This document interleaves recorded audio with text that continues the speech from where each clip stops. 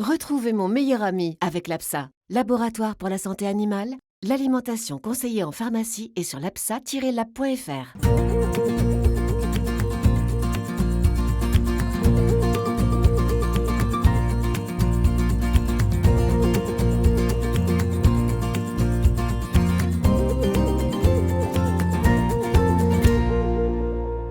Bonjour à tous et bienvenue dans Mon meilleur ami, l'émission qui prend soin de nos amis les animaux et leur bien-être. Alors aujourd'hui l'émission a pris ses quartiers au cœur de l'Essonne, près de Milly-la-Forêt, dans un concept store qui s'appelle Alpha Dog House, qui accueille en pension en toute liberté tous vos animaux de compagnie et propose aussi des activités sportives pour les chiens. Savez-vous que 40% des chiens et des chats en France sont en surpoids, voire même obèses. Or, ce n'est pas un problème uniquement esthétique, mais aussi médical, puisque l'obésité diminue l'espérance de vie des animaux. Pour en parler et surtout pour vous aider à prévenir le surpoids chez votre animal, j'accueille Lolita Sommer. Bonjour Laetitia. Bonjour. Alors vous êtes docteur vétérinaire spécialisé en nutrition animale et vous donnez des consultations en nutrition à l'école vétérinaire d'Alfort. C'est ça. Alors pour commencer, à partir de quand peut-on parler de surpoids ou d'obésité chez un chien ou un chat ? Eh bien, on parle de surpoids dès que l'animal prend du poids par rapport à son poids de forme. Et on va parler d'obésité à partir de 20% de surpoids. Donc ça arrive assez vite, notamment sur des petits animaux. Si on prend un chat de 4 kg, s'il prend plus de 800 grammes, eh bien par définition, il est déjà obèse. Et pourtant, on est loin de la silhouette de très gros chats qu'on peut imaginer quand on parle d'obésité. Qu'est-ce que c'est un poids de forme ? Le poids de forme, c'est son poids optimal, le poids pour lequel il va être le mieux, en bonne santé et se sentir bien, bien se déplacer. Alors comment un animal devient obèse ? Eh bien, il y a plusieurs erreurs qui peuvent mener au surpoids et à l'obésité. La première, c'est souvent de ne pas adapter l'alimentation lorsque la situation de son animal change. Par exemple, si son activité diminue, si on l'a stérilisé, son besoin en calories diminue. Donc, Oui. il faudrait adapter systématiquement l'alimentation, sinon l'animal va prendre du poids. L'autre erreur, ça peut être de ne pas intégrer toutes les friandises, tous les ajouts qui peuvent être donnés au quotidien. Et du coup, ça n'est pas intégré dans le calcul global et l'animal va forcément prendre un petit peu de poids. Parfois, on est amené à revoir cette quantité de friandises pour être tranquille. Et la dernière erreur, je pense, c'est de minimiser la prise de poids de son animal. Parfois, C'est-à-dire ? on trouve parfois que prendre un petit peu de poids, c'est plutôt signe presque de bonne santé, qu'il est bien portant, alors qu'en fait, c'est plus facile de perdre du poids quand le surpoids est faible et ça évite d'aller vers l'obésité qui, là, peut avoir des conséquences néfastes pour la santé. Alors quels sont les risques qui sont liés à l'obésité ? Est-ce que ce sont les mêmes risques que chez l'homme par exemple ? Alors, en effet, les risques liés au surpoids et à l'obésité sont un peu comme ce que l'on retrouve chez l'homme. L'obésité va être un facteur de risque et d'aggravation de nombreuses maladies, notamment le diabète, l'arthrose, les cancers, les maladies cardiovasculaires, les troubles urinaires. C'est également des patients plus à risque en cas d'anesthésie, donc s'ils doivent subir une intervention. Et comme vous l'avez dit en introduction, l'obésité diminue l'espérance de vie jusqu'à 2 ans chez le chien. C'est beaucoup pour C'est nos compagnons. beaucoup, oui, et puis surtout, d'un point de vue aussi vie quotidienne, un animal qui est trop gros, il fait moins de choses, il dort beaucoup, il est apathique. Oui, c'est les signes à surveiller quand l'animal a du mal à se déplacer, s'essouffle à l'effort, refuse de monter les escaliers ou en voiture, ou les chats qui ne montent plus sur les meubles. Oui, on voit tout de suite que le bien-être est altéré à ce moment-là. Alors cette semaine, on vous a suivi lors d'une de vos consultations à l'école vétérinaire d'Alfort, et justement ce jour-là, vous receviez un chat qui avait des problèmes de poids, des gros problèmes de poids. Regardez.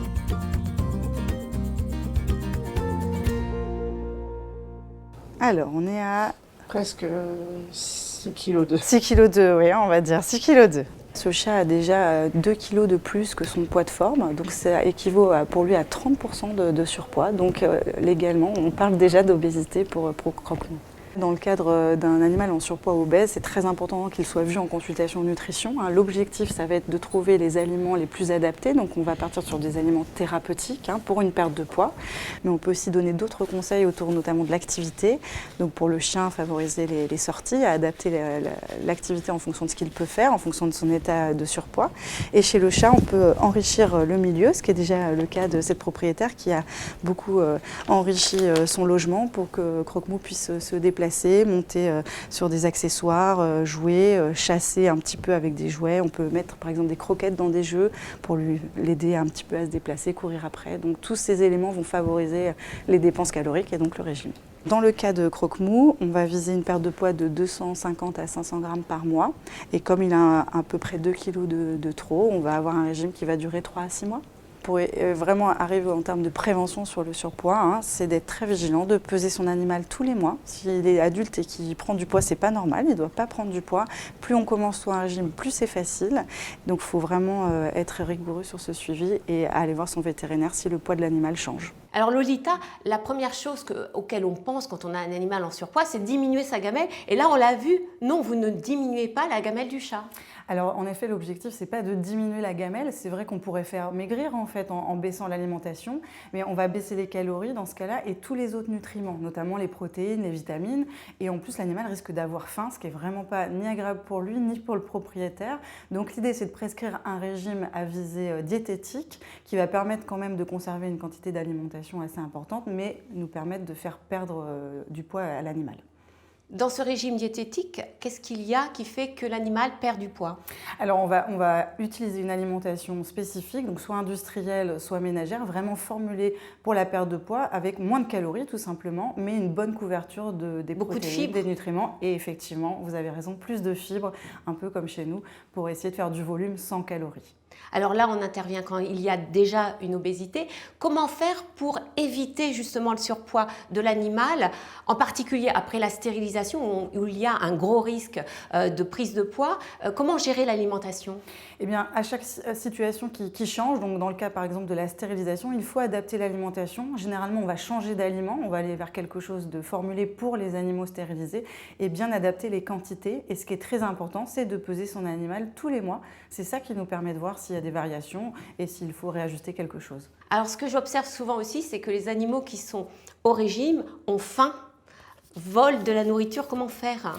Et oui, malheureusement, c'est un des gros défis, c'est qu'on est quand même obligé de réduire les calories, on essaie de pas trop toucher au volume et on a la chance d'avoir plusieurs formes d'alimentation, donc beaucoup d'aliments humides ou une partie qui peut être faite à la maison qui permet d'amener du volume avec peu de calories. C'est vrai que généralement, on a du mal à rester sur un régime, par exemple, uniquement croquettes parce que ça va faire peu dans la gamelle. Et on n'interdit pas les friandises, mais on les adapte, on va choisir des choses aussi peu caloriques, mais pour lui faire un peu de plaisir quand même.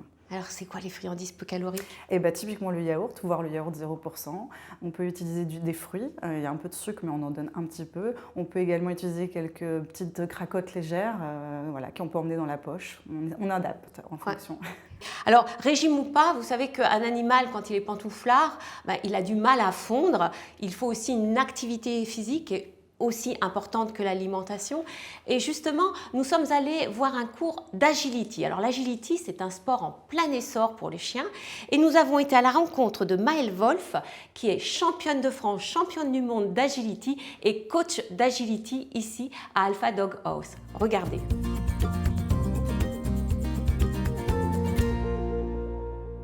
Tranquille, t'es trop devant. Attends, voilà. T'as vu? Là, quand t'arrives ici, il arrive là pour ressortir par là.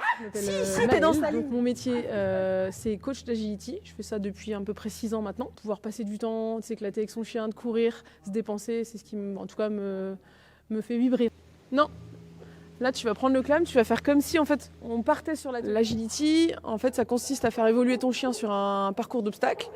Le but, c'est que le chien fasse son parcours le plus rapidement possible et sans pénalité. Tous les chiens peuvent faire de l'agility.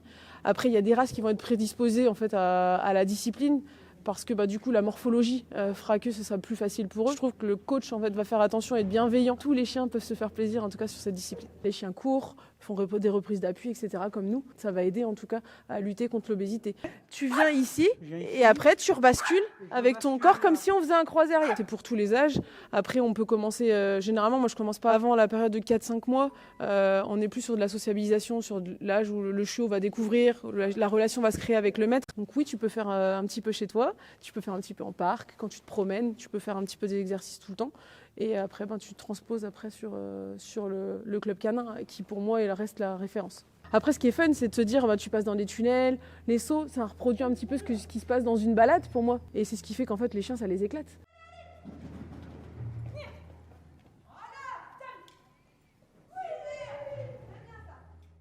Nous accueillons Séverine, bonjour. Bonjour Laetitia. Alors vous êtes aussi championne d'agility, donc vous connaissez bien ce sport. Oui. Quels sont pour vous les bienfaits du sport chez le chien? Alors les bienfaits du sport chez le chien, c'est en partie gérer le poids du chien.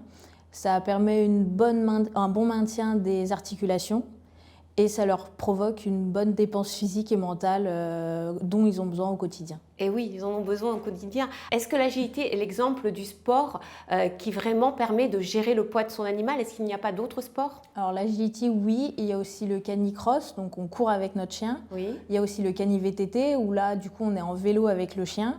Et il y a aussi, du coup, le troupeau pour tout ce qui est chien de berger, border collie, berger australien, où ça, vraiment, il faut aller courir tout au fond dans la pâture, qu'il pleuve, qu'il neige, qu'il vente.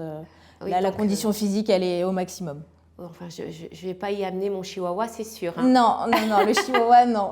Il va avoir un peu peur dans la bouffe. Mais l'agility, justement, pour les chihuahuas, pour les dogs allemands, c'est pour toutes Oui. les races?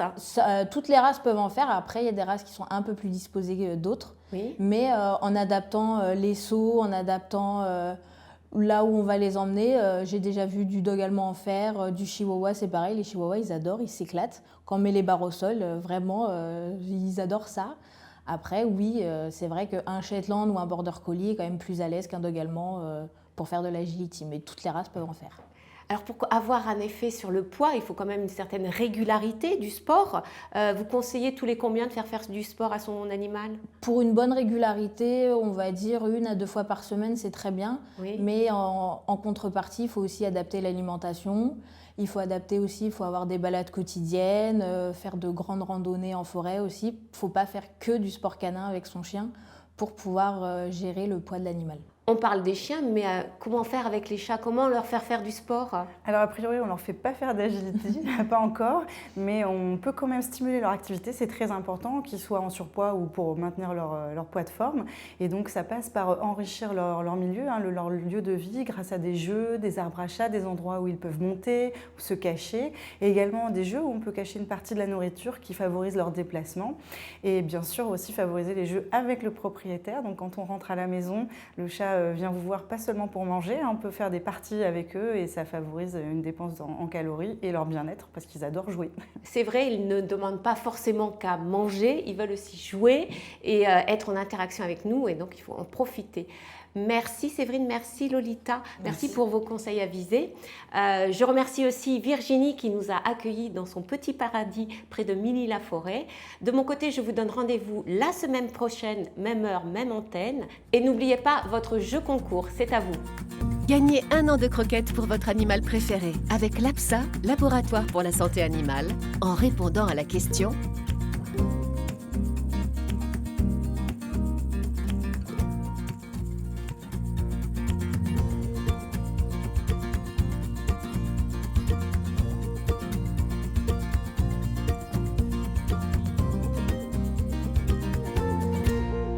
retrouvez mon meilleur ami avec l'APSA, Laboratoire pour la santé animale, l'alimentation conseillée en pharmacie et sur l'apsa-lab.fr.